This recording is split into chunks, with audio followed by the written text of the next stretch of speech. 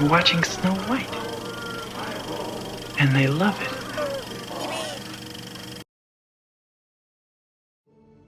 Rule 1. Keep them away from bright lights. Rule 2. Never get them wet. Rule 3. Never feed them after midnight. These are the fateful rules to owning a Mogwai, the cute little creature that turns into your worst nightmare when handled irresponsibly. The Mogwai and their evil counterparts Gremlins are the stars of the Gremlins movies. The first movie is a classic, seamlessly blending horror and comedy to bring you one of the most beloved monster movies ever made. The second movie is a cult classic in its own right too, a self-aware extravaganza that manages to satire the original and sequels in general. Sit back, relax, grab yourself some eggnog, and I'll tell you all about it. In the late 80s, the notion of combining the two genres of horror and comedy was becoming increasingly popular. This was the era of movies like Ghostbusters and comic strips like The Far Side that had a sardonic edge to their humor, drawing laughs using cinematic elements that were traditionally used to scare people. The story of Gremlins was conceived by Chris Columbus. You probably know Columbus now as the director of the first two Harry Potter films, or maybe as the director of Home Alone or Mrs. Doubtfire, but before Harry Potter he was writing movies like Gremlins and The Goonies. Columbus's inspiration came from a night when he was sleeping in his loft. He could hear the sounds of what he described as a platoon of mice coming out, and hearing them skittering around in the blackness was really creepy. He then wrote a screenplay about little green monsters called Gremlins, that he used as a spec script to show potential employers that he could write, not really intending the movie to be actually shot and made until none other than Steven Spielberg read it and found it so original that he bought it. And looking back, it's pretty obvious that Steven Spielberg produced this movie. The local radio host has a billboard that looks like Indiana Jones, Spielberg has an actual cameo here, and there's a number of E.T. references. After seeing his short film Frankenweenie, Spielberg considered Tim Burton to direct Gremlins. But since Burton had never directed a feature film before, and after deciding to work on the project as executive producer, Spielberg chose Joe Dante to direct based on his experience with the horror comedy genre. Dante had previously directed The Howling, and met Spielberg when they both directed segments of Twilight Zone the movie. The idea of Gremlins originated in the 1920s, when mechanical failures in Royal Air Force aircraft were humorously blamed on small mischievous creatures. This folklore of gremlins taking apart machinery even shows up in the movie. You gotta watch out for the foreigners, because they plant gremlins in their machinery. That's the same gremlins brought down our planes in the big one. The term also gained more recognition in pop culture from the 1943 children's book, The Gremlins, by renowned children's author and former RAF pilot Roald Dahl, which Joe Dante said had a small influence on his film. Bugs Bunny has also had run-ins with the havoc-causing monsters. What's all the hubbub? Bub. In the original script, Gizmo and the villainous gremlin Stripe were the same character. But Spielberg insisted that they needed to keep one of the gremlins a good guy so the audience could identify with him. Chris Columbus' script also went through a few drafts before being finalized. These drafts included scenes with the gremlins eating the family dog and killing and cutting off the mom's head and throwing it down the stairs. Warner Brothers requested that these more violent scenes be toned back when they and the director Joe Dante decided the movie should be more family-oriented. Actors like Emilio Estevez and Judd Nelson auditioned for the role of the main character Billy, but the relatively unknown actor Zach Galligan ended up winning the role. Spielberg said he liked Galligan for the role because he saw chemistry between him and Phoebe Cates, who was cast in the role of Kate, Billy's love interest, stating that he was, quote, in love with her already. I mean, just try and find someone who wasn't in love with Phoebe Cates in the 80s. Like and subscribe. The movie also stars a supporting cast of well-known actors like Dick Miller, who frequently collaborated with Joe Dante, Hoyt Axton, Key Luke, Corey Feldman, Polly Holliday, Judge Reinhold, and Edward Andrews. On the Gremlin side of the cast, comedian Howie Mandel provided the voice of Gizmo, and Frank Welker, perhaps most famous for voicing Megatron from the Transformers among dozens of other recognizable roles, voiced the movie's villain Stripe. Most of the movie was shot on the Courthouse Square and Colonial Street sets on the backlot of Universal Studios in California. If Kingston Falls and Gremlins looks kind of familiar, it's because it's also the set used for Hill Valley and Back to the Future Parts 1 and 2. That's Spielberg for you. Oh, this is heavy. Universal likes to use these sets a lot. The filmmakers originally wanted to use real live monkeys for the Gremlins, but after the test monkey panicked after having to wear the gremlin head, this idea was abandoned and a combination of puppets and marionettes was used instead. A lot of work went into these effects. They were designed by Chris Wallace, who had worked on movies like Return of the Jedi and who would go on to win an Academy Award for the 1986 remake of The Fly. Wallace designed a number of Gizmo puppets. He based the first design of the Mogwai on a tarsier, a small primate, but gave it more cartoonish proportions. Then, after some tweaks, he gave it big floppy ears and gave it a look more based on a Japanese chin dog. The sets were mostly built up off the floor, so the puppeteers could be underneath operating the gremlins. Sometimes in the movie, when Billy puts Gizmo down off screen, it's a completely different Gizmo puppet that reappears, wired to the surface. Using the puppets was sometimes frustrating as they would break down due to their small size. Wallace did suggest that they make them bigger to make them easier to use for the special effects team, but Joe Dante insisted on keeping them small to emphasize the Mogwai's cuteness on screen. I'd say he was right about that. The special effects crew satisfied their frustrations by including a scene where Gizmo is hung on a wall by the evil gremlins and has darts thrown at him. This actually came from a list of things the crew made called the Horrible Things to Do to Gizmo list. The special effects crew did sort of get their wish to make larger puppets granted though when it was required to make puppets for close-ups to convey emotion better. These puppets can be seen when the Mogwai eat the chicken after midnight, and when Gizmo first gets water spilled on him and he multiplies. The furry balls that pop off and grow were realized on screen by expanding balloons. This same balloon effect was used when one of the gremlins explodes in the microwave. Gremlins is one of my very favorite movies. It's got everything. It's funny, it's scary, and it's incredibly original. It's a big movie on a small scale. The puppets and animatronics are still first rate to this day. They've aged better than I have, and they'll always be better than CGI. Even the dog in the movie is fooled by these guys. It gives them a real personality, and by the end of the movie I'm definitely rooting for the Gremlins and their immoral shenanigans. I mean it, I love these guys. They're my heroes. They love TV, singing, drinking, video games, and killing seniors.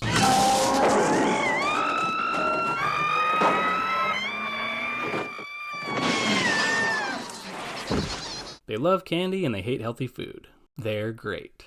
Gremlins starts the story off with an inventor searching for the perfect Christmas gift for his son. His inventions don't always work. In fact, they never do.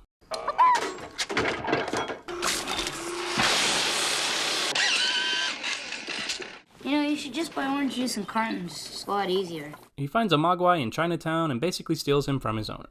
I'm sorry. Mogwai not for sale. With Mogwai comes much responsibility. The inventor, Rand, takes the Mogwai home where we meet Rand's family and the townspeople. Rand's son works at a bank owned by the weirdly evil Mrs. Deagle, who seems to own the rest of the town as well. Mrs. Deagle, it's Christmas! Well, now you know what to ask Santa for, don't you? She's a combo of Ebenezer Scrooge and the Wicked Witch of the West, who seems to have it out for Billy and his dog. I don't want money. I want your dog. I'll get you, my pretty, and your little dog, too! Rand gives the Mogwai, who he calls Gizmo, to Billy as a pet, even though he has a perfectly good dog, and tells him the 3 rules to owning one. To keep him out of the sunlight. Keep him away from water. Don't ever feed him after midnight. And then Billy almost immediately gets Gizmo wet. This causes 5 new Mogwais to pop out of Gizmo's back. These new guys are different. They are mean and mischievous. And they have a leader, Stripe. They even try killing Billy's dog. Barney, who did this to you? They trick their way into getting Billy to feed them after midnight and enter the pupil stage. Would you say this was called a putrid stage? Pupil. It's like something straight out of Alien. After they hatch, they are revealed to be evil-looking monsters. They aren't adorable little Mogwai anymore. They're gremlins. They terrorize Billy's mom, creeping around the house and playing the record player. Every time I hear this song around Christmas, I keep an eye out for gremlins. Do you see what I see? Surprisingly though, Billy's mom is a total badass and defends herself and her home pretty well, killing 3 of the 5 new gremlins in the process. She gets one with a blender, stabs one to death, and traps one in a microwave, blowing him up. Let's see that again. Billy also shows up just in the nick of time to save her by decapitating one and burning the head in the fireplace. No wonder this movie gave kids nightmares. I like the touch of Stripe blowing his nose on the drapes before he escapes the house. What an asshole. Billy tries to warn the cops about the gremlins, but of course they don't believe him. Fun fact, the deputy here is played by Jonathan Banks. I guess this is before he broke bad. I'll never make that mistake again. In the meantime, the gremlins are rampaging through Kingston Falls. They try to kill Mr. Futterman, commit mail fraud, cause traffic collisions, sing Christmas carols, kill old Mrs. Deagle, cut the brakes on a cop car, attack Santa, invade a bar, gamble, shoot each other, breakdance, basically just have a good time. Then there's this weird part of the movie I'm sure everyone remembers where Kate reveals to the audience that her dad slipped and broke his neck while climbing down the chimney dressed as Santa Claus. Studio executives insisted that Joe Dante take this scene out as it was too ambiguous as to whether it was supposed to be funny or sad. Dante, feeling the scene represented the movie as a whole, a combination of horrific and comedic elements, refused to axe the scene. Spielberg didn't like the scene either, but he saw the film as Dante's project and let him keep it in. And that's how I found out there was no Santa Claus. The gremlins, avoiding the approaching sunrise, hold up in a movie theater where they watch Snow White. We're watching Snow White. And they love it. Billy blows up the theater, killing all the gremlins. Gizmo puts an end to Stripe. Everyone learns an important lesson about the dangers of commercialism at Christmas, and the movie ends. Bye. Gremlins came out in the US on June 8, 1984, and was a financial success, grossing $12.5 million in its first weekend and eventually making $148 million by the end of its American theatrical run on an $11 million budget. It opened second only to the original Ghostbusters and was the fourth highest grossing film of the year behind Beverly Hills Cop, the aforementioned Ghostbusters, and Indiana Jones and the Temple of Doom. The film also had a reissue in August 1985, bringing the total gross to over $153 million domestically. Most critics of the time, like Siskel and Ebert, liked the movie, praising its originality and its ability to parody fairy tale elements mixed with horror themes, calling it a wickedly funny and slightly sick ride. But other critics like Leonard Maltin did not approve as much, complaining about the film's violence. He wasn't alone in this condemnation, as a lot of parents in the 80s complained that they had taken their children to what they thought was a cute and cuddly family-friendly kids movie, but ended up seeing what was basically a monster-filled horror movie. In fairness, the trailer for the movie really only told the audience that Billy had received a strange creature for Christmas, went over the 3 rules, and said the creatures could transform into terrible monsters, avoiding showing too much footage of Gizmo or the Gremlins. In addition to this, other advertisements concentrated on Gizmo and how cute he was, making the movie look similar to Spielberg's earlier film, E.T. In response to all the backlash Gremlins got from parents, and a similar response to his previous film, The Temple of Doom, Spielberg suggested to the Motion Picture Association of America that they alter their rating system, for something that wasn't exactly PG-friendly, but wasn't exactly a hard R rating. And thus, a new rating was born, PG-13. Despite the mixed criticism, Gremlins has gone on to become more than a cult classic and an icon of the 1980s. It was a merchandising extravaganza with Gremlins toys, trading cards, novels, video games, and even a Gremlins breakfast cereal. Gizmo was even an inspiration for the Furby, a multi-million selling mechanical stuffed toy in the late 90s. I'm sure you remember those. He even got his own version later down the line. And of course, with successful movies come sequels. Since Gremlins was such a financial success, Warner Brothers asked Joe Dante to make a sequel right away. But Dante declined, as he thought the story of Gremlins was told and had ended just right. To make any more Gremlin movies would just be for the sole purpose of making money. Dante had also found the making of Gremlins a taxing experience, and he wanted to move on to other projects. So the studio moved on without Dante, considering a slew of different writers and directors. They had a few ideas too. They considered sending the Gremlins to Las Vegas and even Mars. None of these ideas came to be though, and the studio eventually returned to Dante, offering him full creative control over the movie and also a budget 3 times the size of the original. Dante accepted, planning to put his creative control to full use, putting his most personal influence into the movie and engineering a project that would satire the original Gremlins and sequels in general to make one of the most unconventional studio pictures ever. Gremlins 2: The New Batch was shot in New York City in June 1989. Zach Galligan, Phoebe Cates, Dick Miller, and Kay Luke reprised their roles, while a number of actors from the first movie play small roles in this one as other characters. Howie Mandel returned to voice Gizmo, as did Frank Welker for Mohawk, the film's new Gremlin villain. And Tony Randall voiced the brainy Gremlin. I think there are some fascinating ramifications here for the future. Newcomers include frequent Joe Dante collaborator Robert Picardo, Robert Prosky, John Glover, and of course the legendary Christopher Lee. Cute. Isn't it? Chris Wallace, who did the special effects for the original film, had since moved on to pursue a career in directing, so this time around the film relied on Academy Award winner Rick Baker for the effects. At first, Baker was not interested in acting as someone's successor for a movie, but changed his mind when he saw the diversity of Mogwai and Gremlins proposed for the sequel. In the first movie, when Gizmo multiplied, the new Mogwai closely resembled him. In the sequel, each new Mogwai has its own distinctive look and personality. Though not named in the actual film, the new Mogwai are George, a caricature of Edward G. Robinson, the Bucktooth Lenny, named after one of the principal characters from John Steinbeck's Of Mice and Men, and Daffy, for obvious reasons.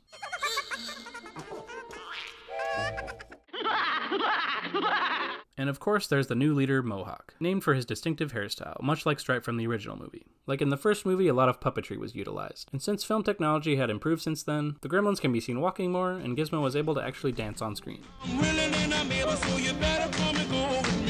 There's also a lot more stop-motion animation in this one, which I'm always a fan of. After a Looney Tunes intro that sets the tone and lets you know what kind of movie you're really in for, we learn that some time has passed since the events of the first movie, and Billy and Kate are now together and living in New York City. Gizmo is back at the Chinese antique store where the film's antagonist, Mr. Clamp, is trying to buy the land from Mr. Wing, who doesn't want to sell. After Mr. Wing passes away, the building is knocked down and Gizmo is promptly captured by the security guard from Terminator 2. I guess this explains how they did that shot in T2.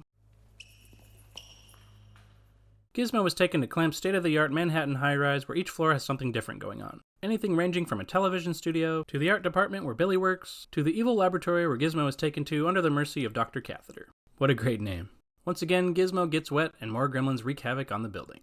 The satirical take on the movie is great and allows the movie to really run wild. The high-rise building is an awesome location where anything can happen. When the gremlins invade the building's lab, they get into all kinds of science experiments and concoctions that make different kinds of gremlins. We've got a vegetable gremlin, a brainy gremlin, a bat gremlin, a female gremlin, a spider gremlin, this goofy gremlin. You talking about a gremlin whose sole purpose in this film is just that he looks stupid as fuck? And even an electrified gremlin. They come in electric too? They do now. The movie also opens itself up to a lot of parodies of movies like The Phantom of the Opera, The Wizard of Oz, First Blood Part 2, Marathon Man, Is it safe? and Batman. All crescendoing in a musical number parodying the 1934 musical Dames. The movie also pokes fun at itself a couple times, including a scene where characters debate the rules of the Gremlins. What if they're eating in an airplane and they cross a time zone? I mean, it's always midnight somewhere. And parodies itself too. Please. What's wrong? Oh, don't mention Lincoln.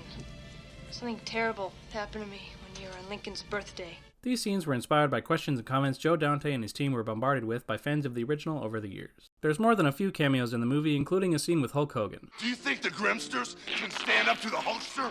And Leonard Maltin shows up to repeat his criticisms of the original film before being attacked by the Gremlins. These weren't cameos at the time, but since I mentioned Jonathan Banks being in the original Gremlins, I'll mention here that his Breaking Bad co-stars Dean Norris and Raymond Cruz had small parts in this one too. What's happening? It moves, sir. There's also a great part where the movie's film breaks and the Gremlins make shadow puppets on the screen. I wish I could have seen this part in the theater, because the effect is sort of lost on Blu-ray. Though when the movie was released on cable TV, it was updated to look like your television had been infected by gremlins. Could that have been a gremlin? Overall, I really like Gremlins 2, but it's kind of hard to compare to the original. It's an entirely different type of movie and pretty different as a sequel too. That being said, it is a good movie on its own. Once you get into it and realize it's not exactly meant to be taken seriously, it's a good time. And the effects are still top-notch like the first. It's like the bar scene in the first one that had a few gags in a row, except an entire movie of that. Not that that's a bad thing. If you want more Gremlins mayhem, put it on. Just be prepared for a different type of movie. I will say, while it could have been just a retread of the first one, it was instead something entirely different and new. For better or worse. Gremlins 2, the new batch, opened in the US on June 15th, 1990 to mixed reviews. Critics praised the special effects and self-referential and satirical humor, but criticized the abandoning of the plot in favor to what becomes basically just a series of gags. Though some reviews noted that this was a self-conscious move on the film's part, and could be forgiven as an in-joke. The 6-year gap between movies didn't help to retain audience interest either. Fun, but in no sense civilized. Oh, and Leonard Maltin gave this one a decent review. A whole star more than the previous one. Even though the film was nominated for several Saturn Awards, including Best Director, Best Fantasy Film, Best Music, Best Special Effects, and had 2 Best Supporting Actor nominations for John Glover and Robert Picardo, the film didn't perform as well at the box office as the first one. It made over $9.5 million on its first weekend, ultimately making $41.5 million on a budget of $30 to $50 million. And that's the story of Gremlins. From folkloric legends of World War II to the movie that scared the pants off a bunch of unsuspecting children in the 80s. There might be a few movies just like it now that have ripped off the basic formula of lovable but terrifying little creatures, but Gremlins did it first, and they did it best. Over the past couple of decades, there have been many rumors of either a sequel or a reboot of the series on the silver screen, but nothing has come to fruition yet. Though there was an animated series on Max in 2023 called Gremlins, The Secret of the Mogwai that focused on a 10-year-old Mr. Wing and how he met Gizmo that has garnered some decent reviews and already has a second season coming. Gremlins will always hold a special place in my heart as one of my favorite movies ever, and has even found its way onto the annual alternative Christmas movie rewatch list along with movies like Die Hard, Black Christmas, and Silent Night, Deadly Night. So if your air conditioner goes on the fritz, your washing machine blows up, or your video recorder conks out, before you call the repairman, turn on the lights, check the closets and cupboards, look under all the beds. Because you never can tell. There just might be a gremlin in your house. Just don't forget the rules. How long would you say that it takes your heart to pump a quart of blood? Just standing around like this. A quart? Oh, a couple of minutes, I guess. You're way off. Normally, the heart will pump a quart of blood in just about 10 seconds. In 10 minutes, it would fill the gas tank of your car. And in 10 hours, it would fill a gas truck.